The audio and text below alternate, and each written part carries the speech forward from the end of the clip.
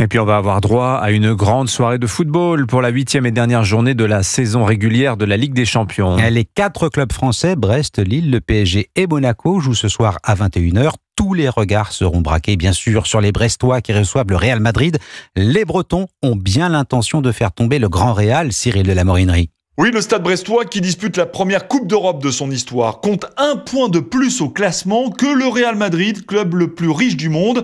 Les Bretons, d'ores et déjà qualifiés pour les barrages de la Ligue des Champions, vont jouer crânement leur chance, affirme l'entraîneur brestois Eric Roy. Si on regarde les stats, si on regarde le budget, si on regarde l'effectif, on peut se dire qu'on n'a aucune chance. Mais en foot, tu peux être inférieur et tu peux même gagner. On ne rentrera pas sur le terrain pour les regarder jouer et ça sera l'enjeu de tout ce match, tout simplement. Mais le Real Madrid, qui s'est installé dans un hôtel en périphérie de Saint-Brieuc, veut faire respecter la hiérarchie et le gardien belge Thibaut Courtois ne craint pas non plus la météo bretonne. On n'a pas de problème avec le vent, la pluie. Tu vois, en Espagne, il y a aussi des villes où il fait froid, il peut pleuvoir. Pour moi, c'est toujours charmant de jouer contre des autres équipes. Méfiance, car Kylian Mbappé est de nouveau en forme. Par le passé, avec le maillot du PSG et de l'équipe de France, l'attaquant de 25 ans a déjà marqué plusieurs buts sur la pelouse guingampaise. Cyril de la Morinerie, Brest, Real Madrid au stade du Roux-de-Roux à Guingamp et non pas à Brest. Le stade n'est pas qualifié.